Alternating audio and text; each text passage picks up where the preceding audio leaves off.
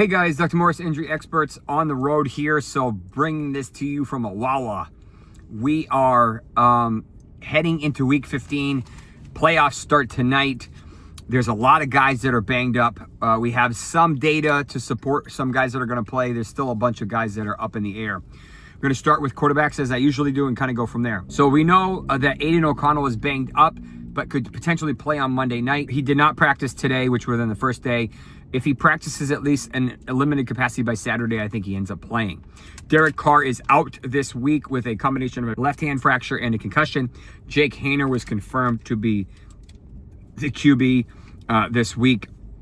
Justin Herbert ended up suffering multiple injuries, an ankle injury as well as a thigh injury. He's going to go. He always tries to play through injuries. He's going to be a little bit limited. Probably not going to be able to run as much as you normally can for you bettors. Will Levis banged up his shoulder again last week, but I haven't seen any updates to say he's going to potentially miss. So I'm expecting him to potentially go again this week. Drew Lock is out with a heel injury. Could be plantar fasciitis. Could be a heel bruise. Tommy DeVito is going to be the guy this week.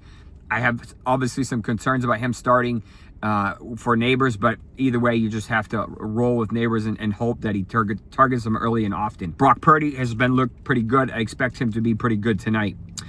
Jonathan Brooks unfortunately tore his ACL again, and I proposed the question last week after he tore it. Did the team know about this? And is that why they ramped him up so slowly? I mean, hell, it's week 15 and he's only been on the field for 3 weeks, and he did it last November. So usually it doesn't take that long for a guy to make his debut. So were they concerned about this knee being unstable before? So either way, it's a moot point.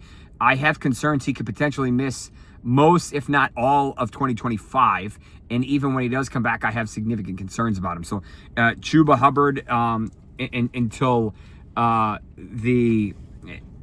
the wheels fall off. As far as Guerrendo playing tonight, he has a mild midfoot sprain.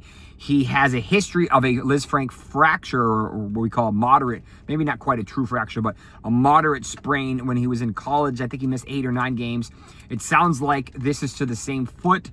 He got a little concerned last week. They did some imaging, reassured him, and that's why he is playing tonight. Yes, he's a little bit limited and a little bit restricted. He's going to probably wear a carbon fiber insert, but he's more of a RB2 flex than a smash spot RB1. Bucky Irving, I don't think he's going to play this week. He didn't do a whole lot last week after he re-aggravated that back injury. I think Rashad White is the main guy to own here. And I think realistically, Sean Tucker will get a little bit of touches, but he's not going to be super heavily involved, in my opinion. Tony Pollard, this is not an injury we knew about. Back-to-back days missing practice with an ankle injury.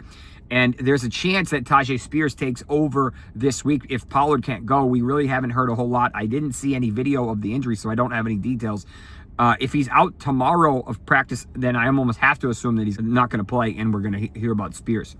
Raheem Blackshear has a rib injury. He's the backup to now Hubbard, so we'll have to see if he's able to go. Homer, I have not seen any updates, but he's more of a backup. Swift did not practice today with a groin injury, so keep an eye on this. This could be a re-aggravation from a couple weeks ago when he had it. He did have a quad injury last week, I have a feeling he's probably going to play, but just be careful with expectations for Swift. He's not completely 100%. He's banged up pretty good. Rico Dowdle has looked really good the past couple of weeks after they started giving him a lot of volume. He popped up with a knee injury, but he is he'll be good to go. He was a full practice, not overly concerned. Kenneth Walker, on the other hand, do not practice back-to-back days. He has a true grade 1 calf strain. I do not think he plays in week 15. I think Zach Charbonnet becomes a top 10 to 15 play, maybe even top 5. He's really good. And so if you have him, regardless of whoever else, unless it's a top 5 stud, you're going to start him. Josh Jacobs should be fine with his calf. Roshan Johnson is still trying to make his way through the concussion protocol. Breece Hall, on the other hand, is likely going to miss another week with this knee sprain that he suffered before the bye. Tried to go the first game after the bye, didn't do a whole lot, missed last week, and I wouldn't be surprised if he misses next week. So keep an eye on this. This is going to be a little bit more heavily favored for Braylon Allen, but you will also have Isaiah Davis in there as well. Brian Johnson should be relatively healthy after his ankle injury in the bye. Zamir White was placed on IR with his quad, probably bad strain. So we're going to see Sincere McCormick actually have a really impressive running skills. He's going to be the main guy for there.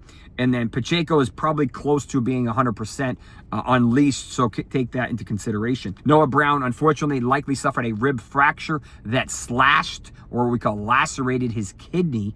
So he's going to be done season ending unless they go deep into the playoffs, and maybe he could potentially come back. We saw this with Keenan Allen. We saw this with Musgrave. We've seen this CJ Gardner-Johnson. This unfortunately has happened every year, every other year. Potentially life-threatening for some people, but it is not. They're going to have to figure out who to replace him with. And realistically, we're looking at probably Olitamide. Maybe we'll get McCaffrey's brother, the other McCaffrey, but obviously this is more McLaurin and Brian Robinson Jr. And Eckler's on IR, so you won't have him. Maybe you'll get a little bit of McNichols and Chris Rodriguez. CeeDee Lamb, again, should play through this. Again, high risk for re-injury, as he's been doing this every week, it feels like. McConkey did practice in a limited capacity today with his knee and shoulder injuries. I think he plays this week. Not quite 100%, but I think he gets back out there. Mike Evans did not practice again today. It sounds like he potentially could have re-aggravated that hamstring, or they're just being really, really careful. Either way, we should know by Friday if he's going to actually play or not. He's obviously trying to break that the record for 1,000 yards receiving, but realistically, we have to make sure he's going to be on the field. I haven't heard any updates yet. I do not expect Pickens to play this week. He's dealing with that moderate grade 2 hamstring strain. It's just too risky for him to play this week. Nabers will play with that hip and the groin. Keenan Allen's fine with the ankle. DJ Moore with his quad. Jacoby's look really good with his ankle. Rashad Bateman will be fine with his knee. Josh Downs is ready to full return. Not completely the best matchup, especially against Denver, but I think as a wide receiver 3 flex, he's a decent option this week. Tyreek Hill will be fine. Keon Coleman should debut with his bad wrist injury, either a fracture or a bad ligament tear. We don't know, but I do expect him to return this week. Michael Pittman has a tough matchup, so be careful with him. Tillman, I'm still waiting for him to potentially clear the concussion protocol. Same with Romeo Doubs, but I haven't seen any updates whether or not they've cleared it yet. Trey McBride popped up with a knee injury, but I'm not super concerned, but I will give you an update tomorrow depending on how late they are in terms of releasing the injury reports, because it's West Coast and they haven't released them yet. As far as Evan Engram, back-to-back do-not practices with a shoulder injury, so Brenton Strange may end up becoming relevant this week, but keep an eye on that. I expect David Njoku to miss this week, secondary to a hamstring strain, and potentially next week as well, which would be unfortunate. I think Atkins becomes a guy there, especially with Jameson throwing the ball like crazy. Will Dissly should miss this week with likely a type 2 AC sprain. He could have dislocated the shoulder, but it's less likely. He could potentially miss this week and next week. Dalton Kincaid should make his return from his PCL sprain that's missed him almost a month now, but limit your expectations with him until he gets some of that rust off. And then Dallas Goedert was placed on IR with his knee injury. We don't have any specifics, but he's going to miss at least a month.